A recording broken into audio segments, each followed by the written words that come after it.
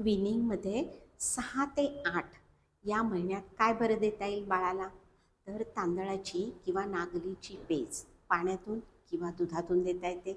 फळांचा गर सफरचंद, पेरू, चिकू, पपई या फळांचा गर देता येते. बटाटा, गाजर, सुरण, भोपळा या भाज्या वाफवून त्याचाही गर देता येतो. तसेच मऊ खिचडी किंवा मुगाची डाळ शिजवून मऊ करून भरवता येते. रवा किंवा दलिया गोडसर करून मुलांना भरवता येतो. हो, तर मग एकाच पदार्थाने सुरुवात करावी.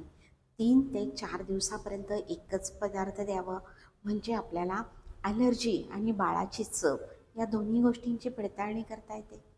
आता 8 ते 10 महिने या वयात बाळाला सहज चावता येईल असे मऊ अन्न द्यावे.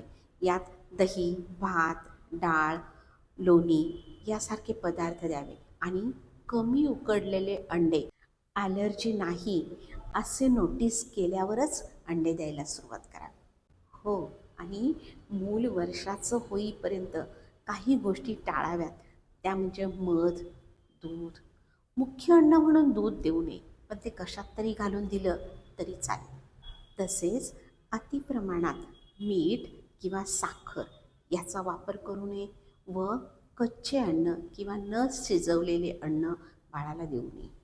खूप वेळा पालक चहा घ्यायला बसले की मुलांना चहाचा घोट देतात, तर अशीही सवय लावू नये.